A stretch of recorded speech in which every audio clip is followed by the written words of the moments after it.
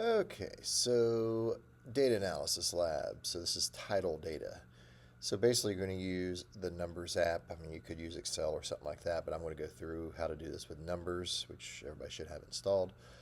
We're basically going to graph this data, and then we're going to answer some questions about that data. So it says I've included the data in a table in a number spreadsheet and an Excel spreadsheet. I prefer you to use Numbers unless you're familiar with Excel. So again, I want to go through this in Numbers. You can download this data, graph it, and then answer the questions. So in other words, if we come all the way down here to the bottom, we have this Tidal Data Lab .numbers. That is the file. We can download that. So we'll download that. Go ahead and save it into my first period class here.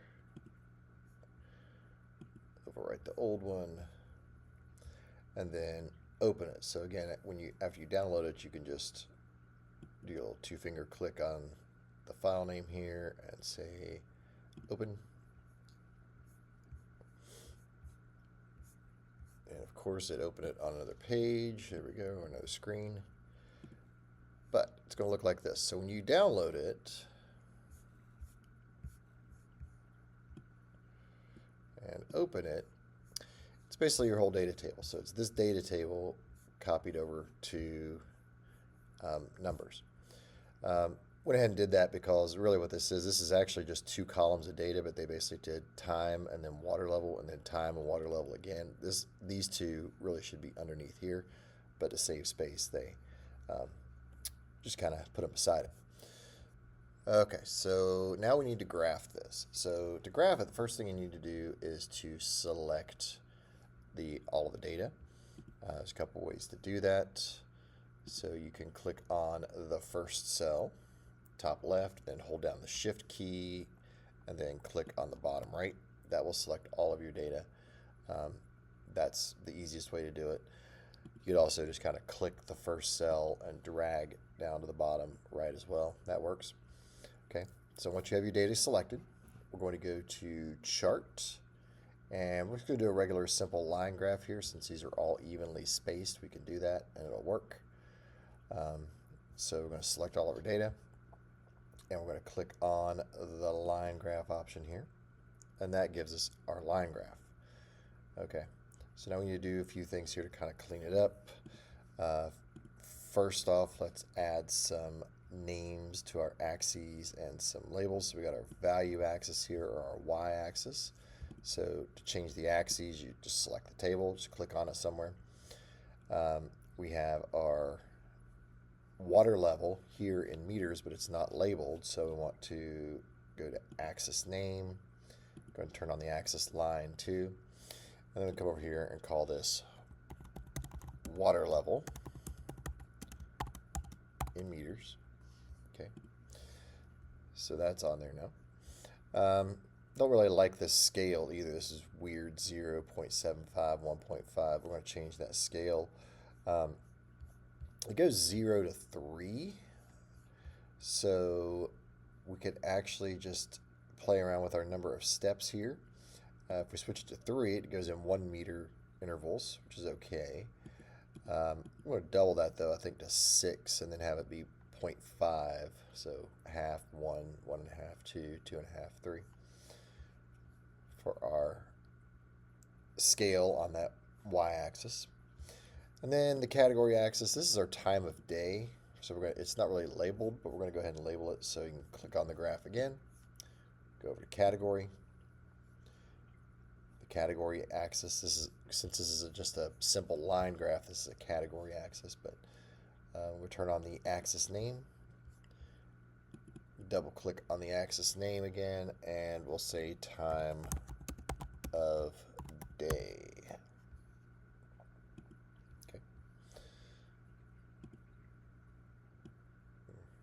Stretch that out a little bit so it's a little easier to see those times a day.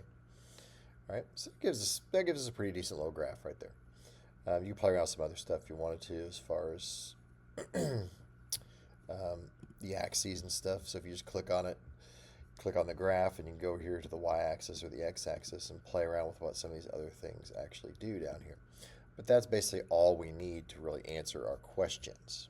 Okay, so we have it graphed.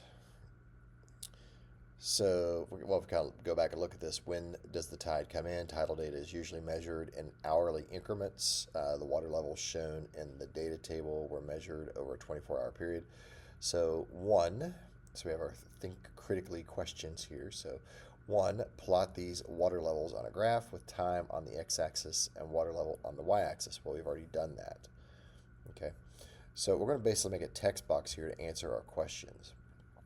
So to do that, you have your file that you've been working on here. So you can go under text, click on text. That makes a little text box. Kind of drag that over here on mine. Yours may be arranged differently. And we'll say, how they call it? Think critically. All right, that sounds good. We'll just call it that. Think critically. And number 1 was our graph. So we'll say see graph above. Okay. All right. And if you hit enter there, it's going to automatically start numbering these for you. I would make your text box about the same width as your graph. So we kind of do that. You could do something if you wanted to. Make this bold. You could double click on it to select it. Go up here under text. Go down to your different text options there, just like word processor. Just like doing this in Pages or something. And then beyond that, you have just different questions. So you got number 2, estimate the approximate times the water levels of high tides and low tides. Or sorry, estimate the approximate times and water levels of high tides and low tides. So you kind of look at this. We got a high tide right here at about noon. You got a water level of about probably about 1.75, something like that. Okay, I'm not really going to type all this in here. I'll let you guys do that. So that's our high tide. One of our high tides. Our other high tide appears to be about midnight, right? And it looks like the water level for that is about 2.25, 2.3, something like that. Low tides are here and here. So low tide around 1700 hours, something like that. So that's about 5 o'clock in the afternoon. And that is about 0.5 meters. And then you got 0 meters basically here for about 6 a.m. Okay, so that's our water levels and high tides. Number 3, identify the type of daily tidal cycle this area experiences. So you got to go back to your tidal cycles. You had diurnal, you had semidiurnal, and then you had mixed. Well, semidiurnal is 2 high tides, 2 low tides, which kind of looks like this, right? You got 2 high tides, you got 2 low tides. You got diurnal, which is 1 high tide, 1 low tide. This is definitely not that. But if you remember, mixed has 2 high tides, 2 low tides, but one of the high tides is definitely bigger, which is what this kind of looks like. So this looks like mixed as far as our tidal cycle, or the type of tidal cycle it is. Determine the tidal range for this area. Remember, tidal range is the high and the low. So really, you kind of look what your low is about right here, which is 0. Your high is about 2.3. So your tidal range is probably about 2.3 meters or so. And then 5, predict the water level at the next high tide and estimate when it will occur. So your next high tide would be probably around, so if we end up here, that's a high tide. Low tide, high tide again the next day would be around noon. May actually be more like 1 o'clock, so these tend to shift an hour ahead as the days go on. But you'd say, you just use your data you have here and say it's going to be around noon the next day, and it's going to be about 1.75 again. Okay, so you're just going to do that and answer your questions here. Put in our numbers here so you can kind of see what it looked like. And that's it. And then when you're done with that, you're going to save that. Probably want to save it before that. So file, just save because you downloaded it. It's already got a name. You could submit just the numbers file, or you could export this as a PDF file. So I'm going to do that real quick and show you how to do that. Then you just go back to the assignment go to the little box that says Submit Assignment, find this file, attach it, and then submit it.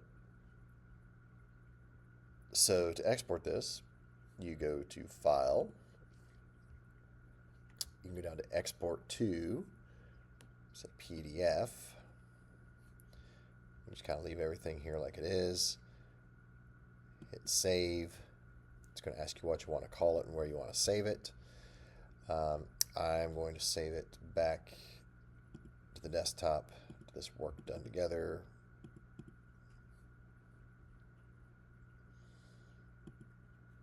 Save it there. And then open it to see what it looks like. As soon as I find it again. Okay. And it looks something like that.